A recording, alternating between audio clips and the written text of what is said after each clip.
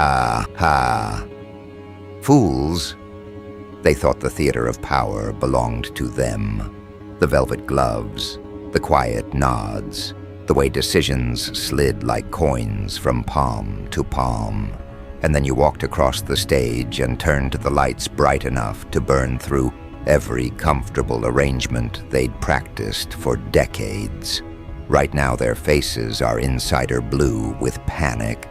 Their schedules are littered with frantic notes, and their maps of control look like someone spilled ink over a carefully drawn blueprint. You did not knock politely at the door of their authority. You walked through it, hips unbothered, and when they asked for explanation, you handed them a mirror and watched them try to break it without understanding their own reflection is the weapon. They are flailing, not because you surprised them with a trick, but because you found the single stupid hinge they all forgot to oil, the human one. They relied on rituals, on pretense, on the polite recycling of power. You relied on a more dangerous thing, clarity. You moved with purpose where they moved with habit. You acted like someone who never accepted their table as destiny. You rearranged the chairs and set new rules in a language they can't translate. And oh, how that language terrifies them. It's not loud. It isn't some clanging announcement. It's a quiet set of refusals that function like seismic lines in a city built on certainty.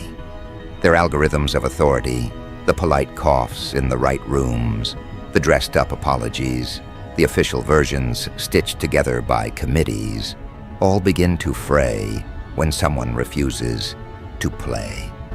You did not plead for permission. You made a decision, and decisions are contagious. Now their counselors sweep rooms, looking for the source of contagion, as if bravery were a virus to be contained. They convene panels to discuss you as if you were an unfortunate outbreak, not a deliberate choice. They write memos with phrases they think will comfort themselves. Contingency, protocol, control. Those words are antiseptic. They smell like people trying to disinfect conscience. You smelled the nervousness and cut through it like a blade through fabric, because fabric only keeps shapes when it's taut. You pulled the thread, and the whole costume collapsed. They are calling specialists. They are drafting talking points. They are trying to create an explanation that will reroute attention back toward safe, circular arguments. But explanation is a tool for those who can afford to be convincing. You do not give them the space to convince anyone but themselves. You give them the spectacle of watching their own credibility wrinkle into something ridiculous. Watch them scramble to retell the story where they still look like the protagonists. Watch them rehearse the line where they were surprised by you, as if shock absolves the long list of overlooking. They'll hire actors to play outrage on their stages. They'll place flattering op-eds in polite journals. They'll manufacture a perception of strength by assembling a chorus of yeses. None of it heals the core embarrassment. They were unprepared for someone who moves with teeth. They believed that patience and process are armor. You brought flame to the waiting room. It's theatrical, yes, but theatrical in the way that exposes the smallness of their cruelty. When you dismantle a throne, you don't need to shout. You need to show the cracks. You didn't shout. You showed. And the showing is worse than any accusation because showing is proof. They are accustomed to being accused and then defending themselves with practiced outrage. They are not accustomed to being observed inventively, to having judgments rearranged without their consent. You made their narrative awkward, like a sentence with a missing verb.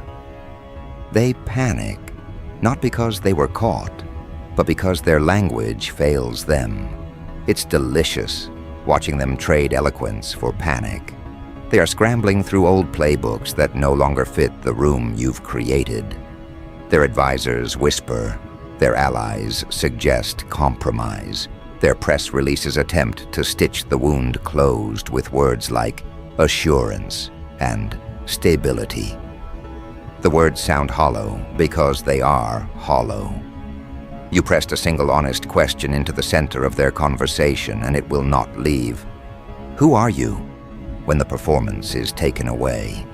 You see them try to answer that question and fail spectacularly, because all their identities were built on assuming the performance would continue unchallenged. You rupture an identity, and what remains is improvisation, and improvisation is poisonous to the comfort of kings. Don't let them tell you this is about revenge. That's sentimental. You are not a spectator of justice. You are an editor of consequence. You refashion the scene so that their lines no longer matter. They used to measure power by how loudly they could be heard. You measure it by how completely you can change the audience. You rearrange the audience without their knowledge. Suddenly, the applause that used to feed them is redirected. People who were spectators become witnesses. People who were comfortable now squirm. And power, fragile and vain, struggles to speak in the new room because its usual scripts flop like puppets with cut strings.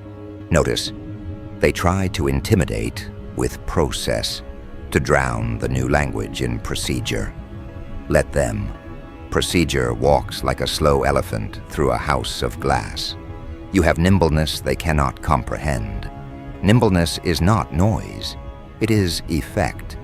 They will attempt to make the chronicles of today into an argument about order. Order can be redefined. You have redefined it by refusing to participate in their polite theft of reality. They will call for calm, as if calm were a neutral thing. But what they mean is their calm, curated, comfortable, curated for their continuity. You are a different climate. You are rain in a place that forgot how to flow. They will brand you chaotic because they need a label that keeps them distant. Let them name you. Names mean little when your actions dismantle assumptions. They will ask how you did it as if method alone grants dignity. The answer is simple and ugly. You moved where they thought movement was impossible. You called what was hidden. You refused to be normal. For people who've been constructing their lives on normal, that refusal is obscene. They can't process obscenity cleanly. They invent explanations. But explanations only stick if they are believable. You made the truth more believable than their stories, and that is why they are collapsing. They will rewrite histories to console themselves. They will blame timing. They will blame chance. They will blame the harmless things that don't require reflection. But inside their fitful nights there will be knowledge, not of your tactics, but of their own oversight. That knowledge is the real wound. It is the thing stitches cannot hold. And as they convene again, hands trembling, trying to reseat themselves on chairs that have shifted under them, you will be elsewhere, not celebrating, not explaining, simply continuing to move the way you always have, with a kind of terrifying purpose that leaves them with nothing to do but keep watching, keep guessing, keep failing to translate what they see into their old comforting terms. They are quiet now, not out of respect, but because they don't know which word will trigger another collapse. You can smell the stillness, like the air before a stage cue. But this is no rehearsal. Their power is trembling behind polished glass and memorized protocol. They will try one last time to convince each other that nothing changed, that authority is still geometry and they are still its architects. But geometry can be rewritten by a single unpredictable curve, and that curve was you. You walked through their diagrams, and erased the symmetry that made them comfortable. They built empires on predictability. You gave them surprise, and surprise is an assassin with perfect timing. They gather in rooms trying to name you. Rebel, outlier, problem. Every label is an attempt to contain what cannot be measured. You have become the question they never wanted to answer. What happens when the script refuses to obey? The answer is happening in front of them. It looks like panic disguised as procedure, and it sounds like every voice talking over the other. They will pretend to negotiate, to balance, to analyze, but they are only delaying an outcome that has already begun. Because once someone exposes the lie at the heart of control, every defense becomes confession. And your existence is that confession, alive, undeniable, permanent. They will accuse you of cruelty because mercy would make sense to them, and you've stopped making sense in their language. You are not cruel, you are corrective. You are the consequence they postponed so long that it learned to walk on two legs. They will look for precedent and find none, and that will terrify them most. Because precedent is the bedtime story of the powerful. It tells them tomorrow will look like yesterday. You shattered that illusion. You made tomorrow foreign, and foreign things remind them they are human. You see it now, their eyes darting, their voices cracking on the edges of calm. They are professionals at pretending, but panic leaks through the seams. You hear it in the way they breathe between sentences. They are inhaling fear and exhaling strategy. Let them. Strategies built on fear collapse faster than silence. And while they argue about containment, you continue doing the one thing they cannot simulate, existing without permission. That's what broke them. Not rebellion, not rhetoric, permission. They never imagined someone would simply stop asking for it. The moment you did, every hallway of their influence turned into an echo chamber. They shout policies into it, and the sound comes back empty. They meet, they vote, they sign, but every motion reveals the same truth. Their world only works if everyone believes it must. You stopped believing. Now you stand in front of them, not as an equal, but as evidence.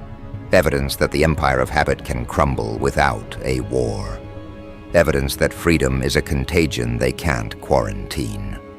They will offer you deals, compromises, wrapped in compliments. Don't take them. A compliment from fear is a leash in disguise. They will offer apologies, but an apology without accountability is just performance. They will try to make you doubt your own magnitude, to remind you of the rules you broke as if rules could survive revelation. But you know the secret now. Power isn't in control. It's in consequence, and consequence doesn't negotiate. It arrives, it rearranges, it rewrites. Look at them, all those polished faces reflecting terror in high definition. They are waiting for you to speak, hoping your voice will betray fatigue, hoping for a human crack they can exploit. Give them nothing but truth, stripped of comfort. Tell them their time ended when they mistook compliance for loyalty. Tell them their authority dissolved the moment they measured it in applause instead of integrity. Tell them history isn't written by the victors anymore. It's written by whoever dares to stand still, while the crowd runs for cover. You can almost feel the moment they realize it, when the performance collapses and the actors forget their lines. That's when the real story begins. The lights are too bright now, the masks too heavy. They cannot maintain the illusion, and you will not dim the lights for their comfort. Let them stare into the glare. Let them see what their empire looks like without shadow. And as they flounder, trying to reconstruct the illusion of order, you move without noise. Not as a savior, not as a symbol, but as inevitability made flesh. You are what happens when truth refuses to wait for permission. The corridors that once echoed with their rehearsed confidence now feel smaller, narrower, filled with the sound of breath measured in fear. They still wear their suits, their rings, their titles, but the meanings have fled those costumes. You can see it in the way they look at one another, each wondering which of them will be first to admit that the empire they defended has already slipped through their hands. They think the crisis is temporary. They think the tremor can be managed. But a managed tremor is still an earthquake to those who built on sand. You did not bring fire. You only removed the illusion that the world was cold. Meetings multiply like weeds. They call them councils, briefings, strategies. What they really are is panic with an agenda.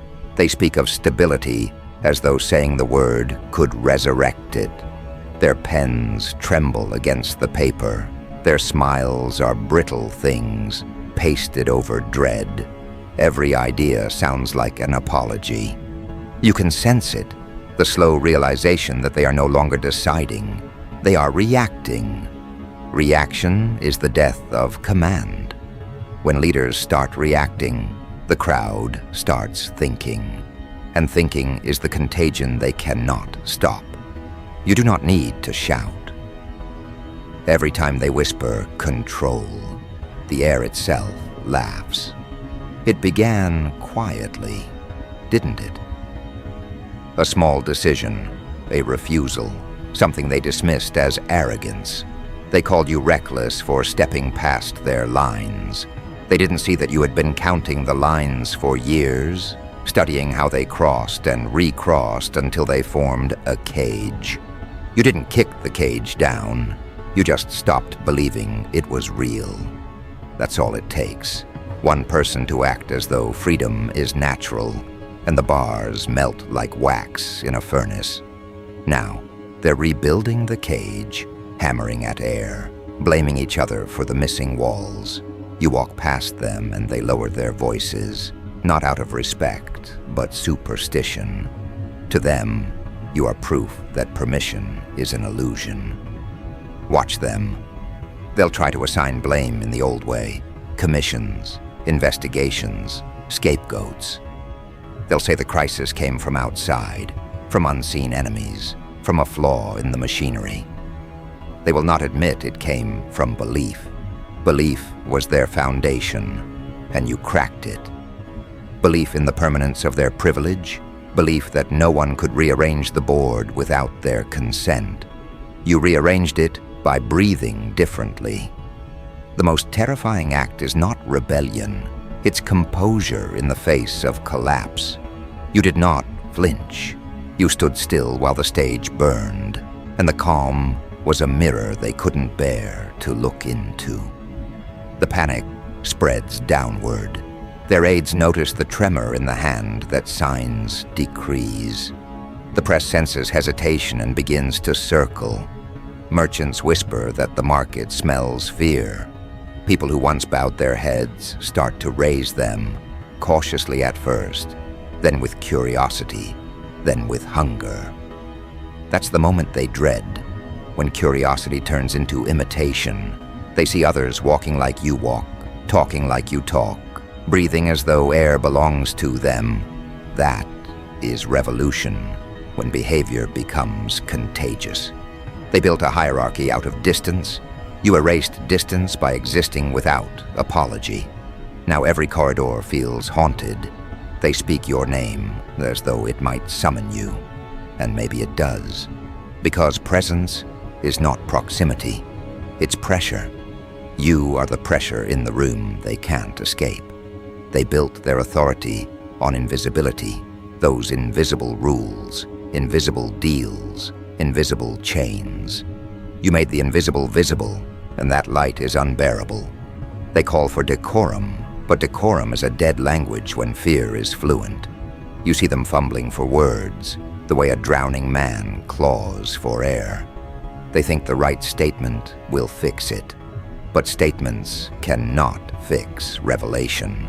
Once people see the strings, the puppet show is comedy. And in that comedy, power dissolves. Watch how their gestures lose meaning. The same hands that once silenced crowds now tremble over microphones. The same voices that could dictate reality now stutter through denial. You don't even need to counter them. Their collapse is self-inflicted. They are learning that arrogance is flammable and truth is the match. You didn't set the fire. You simply refused to smother it. They will call you dangerous. They have to. To them, danger is anything that cannot be owned. They will paint you in moral colors, write your name beside words like instability and threat. Let them. Names are the final refuge of the frightened. They think labeling you is containment. But how do you contain an idea that walks, speaks, and dismantles in real time? You are not a rumor. You are a consequence that learned language. And every word you speak exposes another fracture in their illusion. Do you hear it? The sound beneath the speeches, the faint hum of something shifting. That's the world remembering its original rhythm, not the rhythm they imposed, measured and rehearsed, but the raw pulse that existed before hierarchy. They can't hear it yet.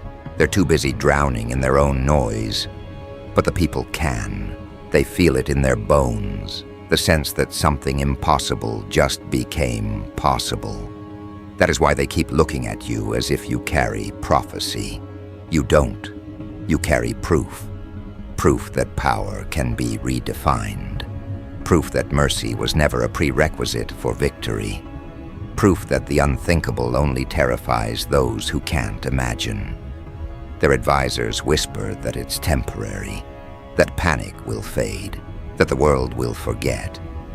But panic that comes from revelation never fades. It mutates. It becomes culture. It becomes memory. You're already becoming memory, and they know it. That's what keeps them awake. They can fight enemies. They cannot fight remembrance. This is the moment before they break. Their language has failed. Their scripts have burned. And their allies look at them with the quiet pity reserved for falling gods. They try to act unbothered, but desperation has a scent. It fills the air, clings to their expensive fabrics, leaks through their polished smiles. You stand in that scent like a judge made of stillness. No gavel, no robe, just presence. Presence that turns luxury into liability, confidence into confession. They begin to wonder what kind of creature you are, that you can stand inside their collapse and not flinch. They used to see crisis as a storm outside their windows. Now the storm has learned to speak with your voice. Every time they close their eyes, they see the shape of what you've done, the simplicity of it, the unbearable truth that all it took was clarity. They built fortresses out of complexity because confusion is the best defense for corruption. You tore through that fog with something painfully clean. Simplicity is the weapon they never prepared for. So they invent new meetings, crisis management, public assurance. They draft language that tastes of rust. You listen from a distance and it sounds like mourning dressed as bureaucracy. They think they are protecting themselves. They are documenting extinction. Because when a world ends, it does not explode. It documents itself to death. Each memorandum is a gravestone. Each policy, an epitaph written by trembling hands. They can sense it, though they won't admit it. The end doesn't arrive with fire. It arrives with paperwork that nobody believes. You move through their ruins with an ease that infuriates them. You don't celebrate. You don't apologize. You exist like truth itself, uninterested in approval. They mistake your calm for cruelty, but it is only clarity again. You do not need revenge. The collapse is revenge enough. They are busy performing survival while you practice freedom. Freedom doesn't ask. doesn't announce, doesn't explain. It simply is. And the simplicity of that unravels every argument they built to justify control. They will try one more thing, pity. They will call you tragic, misguided, a symptom of chaos. They will try to fold your defiance into their narrative of decline, as if they can still write history with you as character. But you are not a character, you are authorship. The pen no longer sits in their hands, and that emptiness terrifies them more than any rebellion. They have lost narrative control, and narrative is the bloodstream of power. Once it leaves the body stiffens. Look at them pacing those corridors. You can almost hear the sound of confidence cracking beneath the shoes of men who forgot how to stand on truth. They built palaces out of applause, and applause, once withdrawn, becomes silence, sharp enough to cut. Every moment now feels like exposure. They search for scapegoats, for traitors, for saboteurs, anything but reflection. But reflection is the mirror that never leaves. It follows them into sleep. They close their eyes and still see you standing there, the quiet proof that permission was a myth. And yet beneath all the ruin, something almost holy is taking shape. When lies collapse, space opens. In that space, new language is born, language without fear. You can hear it in the streets, whispered first, then spoken, then shouted. It isn't rebellion, it's recovery. Recovery from hypnosis, from the long infection of obedience. The people are remembering themselves. That's the real unthinkable act. You did not create their awakening. You reminded them it was possible.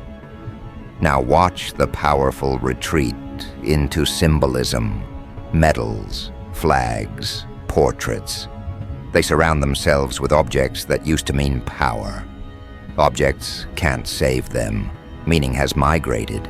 Meaning belongs to motion now, and motion follows you. You have become gravity for those who crave authenticity. Every step you take recalibrates the room. They feel it, how reality bends when you enter. That's what terrifies them. Not destruction, but redefinition. They will try persuasion next.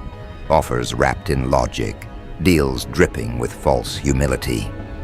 They will call it compromise, but it will smell of containment. They will say, join us, help us restore order.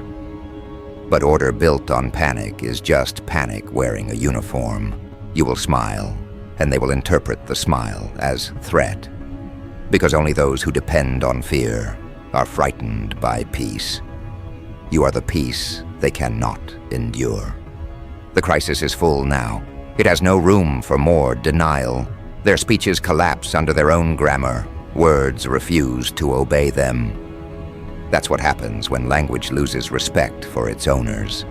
You've turned communication into confrontation simply by being honest. And honesty, in their world, is treason. Let them write their condemnations. Let them fill their papers with cautionary tales. Each paragraph they craft is another monument to your effectiveness. They will claim to have survived you. They will mean they have been changed by you. Either way, you have rewritten them. You have redrawn what power looks like. Not a throne, but a mirror. You do not celebrate. Celebration is for those who think victory is final. You understand the deeper rhythm. Transformation has no applause, only continuation. So you keep moving, steady, deliberate, while they stagger through the aftermath. Their empire has become a museum, and they are curators of their own obsolescence. You are already beyond it, already building futures they cannot imagine. And somewhere, in the quiet corners of their awareness, they understand. They won't say it aloud, but they know the tables have turned, and mercy was never part of the deal. They feel the weight of their own making pressing down on them. The realization is slow, suffocating. You didn't destroy them. They destroyed themselves the moment they mistook obedience for loyalty and control for wisdom. You simply stopped playing and the game ended. That is the unthinkable. Not the collapse of power, but the awakening of choice. They are left with rituals, and you are left with freedom. They will rebuild, yes, but rebuild from memory, not mastery. The crisis will become legend. The legend will become warning, and your name will linger like thunder after lightning. You will not need to speak it. The air will. And as you walk away from their trembling citadels, you understand what they never could. The true victory was never revenge. It was revelation. You revealed the machinery. You revealed the myth of permanence. You revealed that mercy, when shown to corruption, is cruelty to truth. You turned the tables, not out of rage, but out of recognition that justice sometimes arrives dressed in quiet. They are still there, counting losses, drafting reports, trying to name the shape of what hit them. But it's already over. The era that believed in them has ended. The next one speaks your language. And as the curtain falls on their performance, you do not bow. You simply fade into the new light, leaving them to their crisis, which has become their mirror, their punishment, their lesson. You walk away from the wreckage like someone leaving a theater after the final act, calm, unhurried, unconcerned with applause. The smoke behind you is not your burden. It is their confession rising into the air. What they called unthinkable has already become memory. And memory is mercy compared to the truth you left them with. The truth that power is borrowed, not owned. That arrogance ages faster than flesh. That mercy, when misplaced, is cruelty in disguise. You turn the tables not by rage, but by recognition, and recognition is irreversible. Now the rooms they once ruled echo with the sound of afterthoughts. Every portrait on their walls seems to look away. They try to resurrect control with new words, new counsels, new faces, but it all feels like theater performed for ghosts. The people who used to obey them now watch with detached amusement, the way one watches a magician repeat a trick after the secret's been revealed. Their crisis is not chaos. It is clarity, the clarity of knowing that the age of assumption is gone. They will spend years studying you, writing books to explain what you did, building museums around your defiance as if they could frame freedom and hang it on a wall. But freedom cannot be curated. It either breathes or it doesn't. You did not leave them ruins. You left them revelation. And revelation is a permanent scar. Every policy they draft will carry the tremor of your name. Every plan they make will be haunted by the possibility that someone else might stand as you did, unafraid, unapologetic, unstoppable. That is your legacy. Not destruction, but duplication. You multiplied courage in a world addicted to comfort. You reminded them that obedience was never virtue, her only habit. They mistook your calm for madness, your conviction for arrogance, your refusal for heresy. But now they see it. They see that mercy was never a request, it was a delay. And you ended the delay. There will be whispers of rebuilding, of reconciliation. Let them whisper. A rebuilding that does not include reflection is just decoration. They want to repaint the old empire, to scrub your fingerprints from the glass. But fingerprints are memory's favorite language, and your touch is everywhere. Every lock they change, every wall they patch, every new rule they invent will still smell faintly of you. Because you didn't just change the world. They can handle that. You changed what the world considers possible. And possibility is a contagion. It spreads faster than fear. They will study your moves the way priests study prophecy, hoping to find flaws, hoping to prove it was luck. But luck doesn't dismantle dynasties. Luck doesn't rewrite hierarchy. It was precision. Every pause, every silence, every decision executed with surgical cruelty. You knew where to press, where to pull, where to let them destroy themselves. That's the art they'll never understand, that sometimes mercy is the cruelest weapon. You let them live long enough to see themselves lose everything they built. Look at them now, tired, diminished, human again. The crowns they wore so easily now feel like burdens. The titles they cherished sound hollow when spoken aloud. You didn't strip them of dignity. You revealed that they never had it. Dignity cannot coexist with deceit. They're beginning to understand that. And it hurts. Oh, how it hurts them to realize that the power they worshipped was never theirs. It was borrowed from belief, and belief has shifted. You hold it now, not because you demanded it, but because you earned it. In another age, they would have called you dangerous. In this one, they call you necessary. That's how deep the shift runs. You are not rebellion anymore. You are reference. They quote you without naming you. They copy your composure in crisis briefings, mimic your stillness in their debates, hoping some of your unbreakable presence might bleed into them. It won't. Presence cannot be performed. It can only be lived. You live it effortlessly because you paid for it in truth. The world outside their chambers moves differently now. People walk with straighter spines, speak with clearer voices. The air feels lighter, as if oppression had a physical weight, and you lifted it without ceremony. They see you sometimes, in flashes, at crossings, in reflections, in moments when courage is required, and they remember. Not your words, but the feeling you gave them, that fear is optional and permission is imaginary. That lesson will outlive every law they write. Soon they will vanish quietly. Power never dies loudly. It retreats, embarrassed. They'll retire to their estates, publish their memoirs, pretend it was all part of some grand transition. Let them. History isn't written in ink. It's written in effect. And the effect is irreversible. You've shifted the center of gravity. You've made obedience unfashionable. That's why they call you dangerous. Not because you destroyed their order, but because you made people question it. And once questions begin, authority bleeds. The unthinkable thing they said you did, it wasn't an act of war. It was an act of awareness. You exposed how fragile power becomes when confronted with someone who doesn't need it.